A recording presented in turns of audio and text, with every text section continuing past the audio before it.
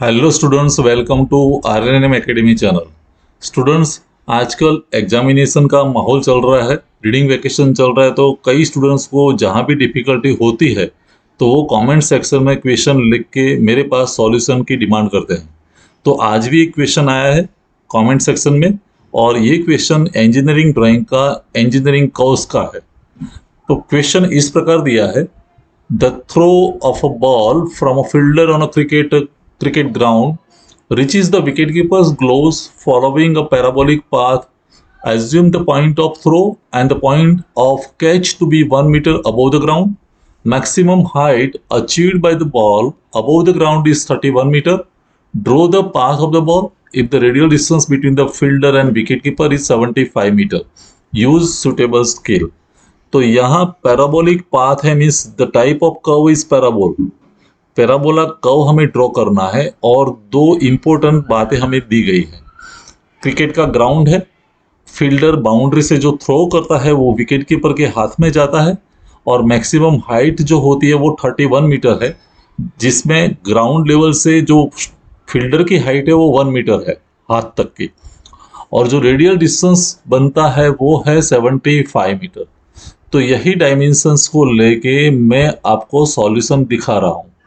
Students, इस problem का solution मैं ये स्केल लेके आगे चलता हूँ।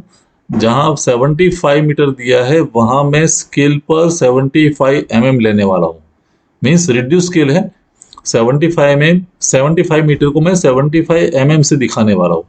लेकिन आप जब खुद ड्रॉ करें on a piece of paper या ड्राइंग शीट पर, तो उस डायमेंशन को भी, मैंने जो डायमेंशन लिया है उसको भी डबल कर दीजिए। 75 मीटर मीन्स 75 नहीं 150 ले लीजिए, तो ड्राइंग अच्छा दिखेगा। 30 मीटर है तो 30 की जगह 60 ले लीजिए।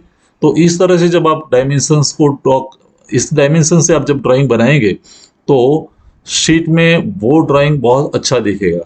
तो चलिए सॉल्यूशन स्टार्ट करते हैं।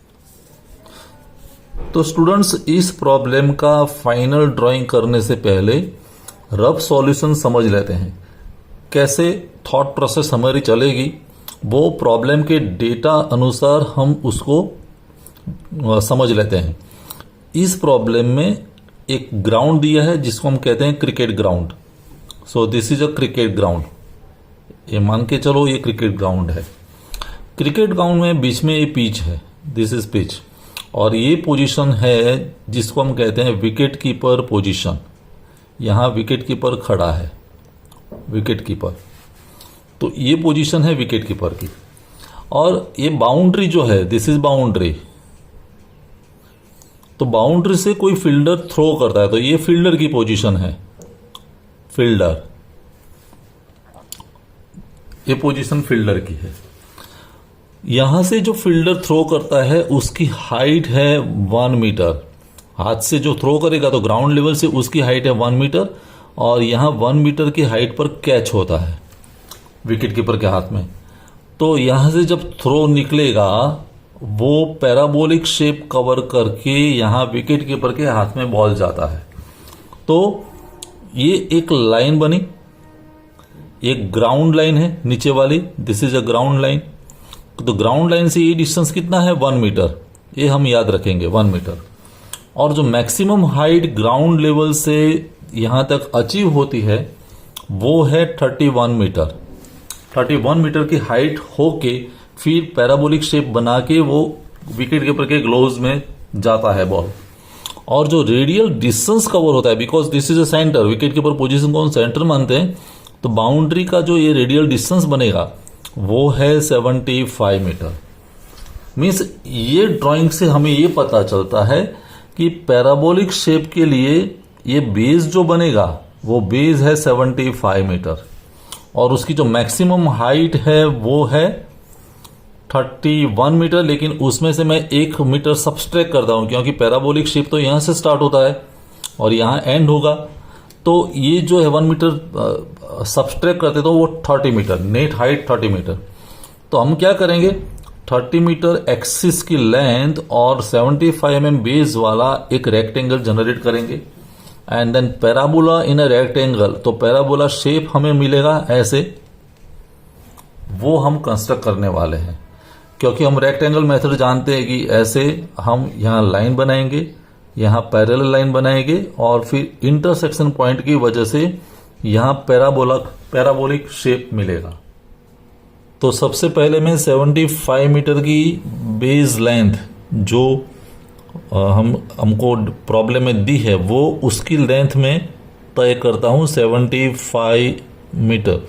मीन्स मैं यहाँ लेने वाला हूँ 75 mm।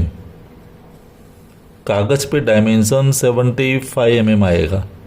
तो ये 75 mm की एक लाइन बना दी और उसके सेंटर से इसका सेंटर जो मिलेगा वो होगा 37.5, ये पॉइंट 37.5 और वहाँ से हम हाइट लेंगे 30 mm। हाइट हमें दी है 30 mm, तो यहाँ से देख लीजिए मैं 30 mm हाइट ले रहा हूँ, तो ऐसा पॉइंट मिलेगा। और फिर इसको हम रेक्टेंगल में कन्वर्ट कर देंगे। तो ये एक रेक्टेंगल बन जाएगा जिसकी हाइट होगी 30 mm और विड्थ होगी 75 mm। ऐसा एक रेक्टेंगल बनेगा और इसको हम यहां से ज्वाइन कर देंगे।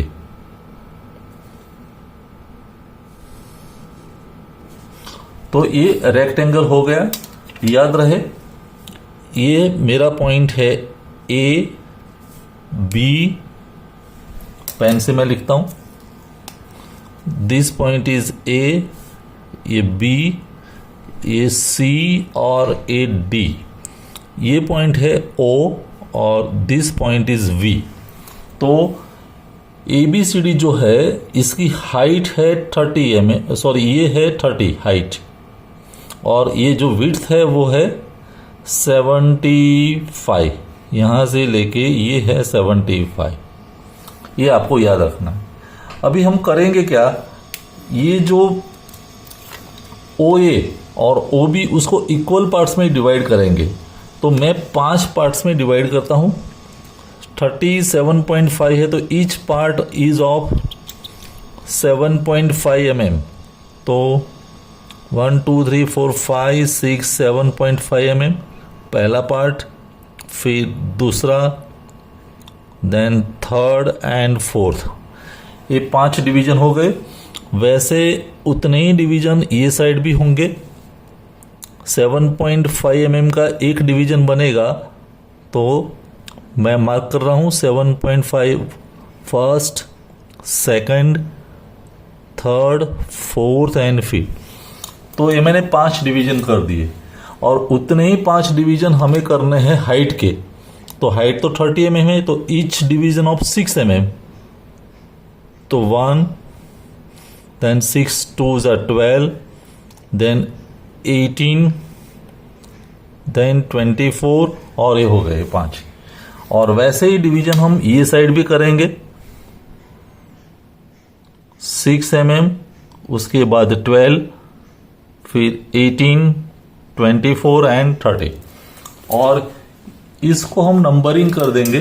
नंबर कैसे लगाते हैं देखिए, ये है मेरा पॉइंट 1, ये 2, ये 3, 4 और ये final 5।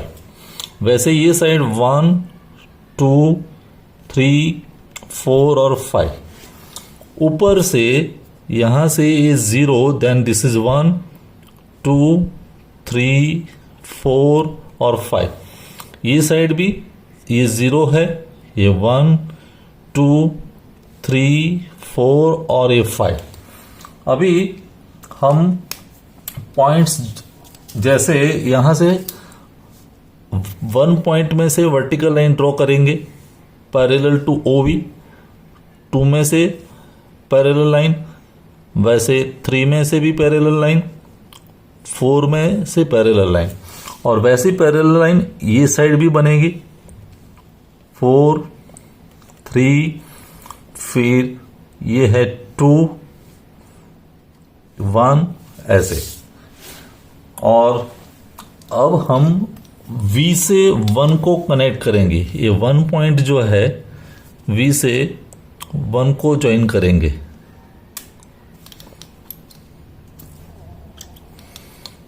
V is join with 1 light pencil से। फिर V से 2 को ज्वाइन करेंगे, V and 2। Then V is connected with 3। V stands for vertex। ऐसा कोई भी पॉइंट्स आप दे सकते हैं। V3, फिर V4 and final point is V5। और उसी तरह ये साइड भी V इज ज्वाइन विथ 1।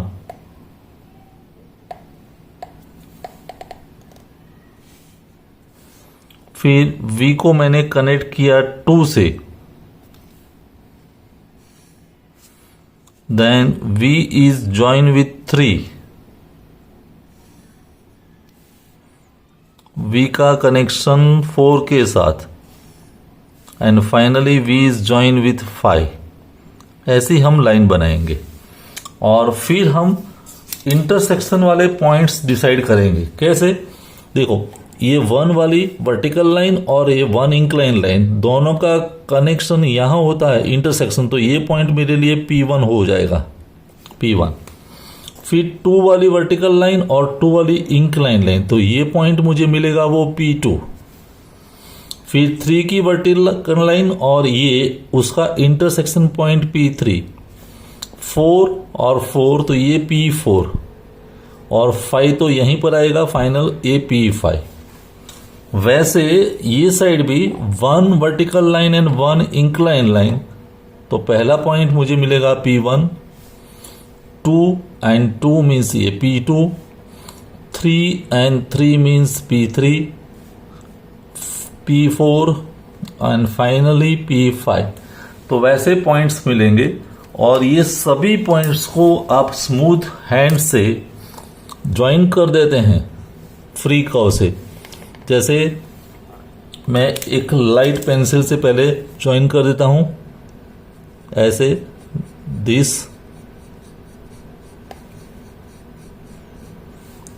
इस तरह से, और वैसे इस साइड भी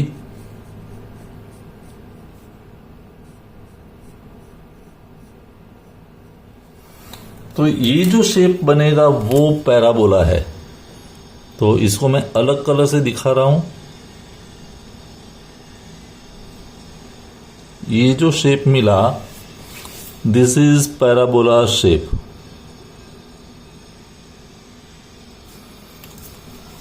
तो स्टूडेंट्स, इस तरह से हम पैराबोला कंस्ट्रक्ट कर सकते हैं। उसका बेसिक आइडिया मैंने पहले दे दिया। ये जो लेंथ है, बेस लेंथ 75 है, हाइट है 30 mm, और उस पर से हम इस प्रॉब्लम को सॉल्व कर सकते हैं। मैंने यहाँ कैमरे को जूम करके सही डायमेंशन से आपको ये स्केच बना के दिखाया है। आपको अगर शीट में ये प्रॉब्लम ड्रॉ करना है तो स्केल को डबल कर दो। 75 की जगह 150 mm ले लो और हाइट जो 30 है उसकी जगह 60 mm ले लो, तो ड्राइंग जो है वो अच्छा दिखेगा, बड़ी साइज में दिखेगा, और कंसर्न जो पर्सन मीन्स टीचर है, फैकल्टी, उसको मार्क्स देने में कोई दिक्कत नहीं होगी। तो मुझे लगता है कि आज का जो सॉल्यूशन है वो आपको समझ में आया होगा। आप भी खुद स्केच बुक में या शीट में डबल स्केल 1:2 करके ये ड्राइंग बना दीजिए। कोई डाउट है, क्वेरी है तो कमेंट सेक्शन में जरूर लिखें। मिलते हैं नेक्स्ट वीडियो में। Thank you for watching. Thank you very much.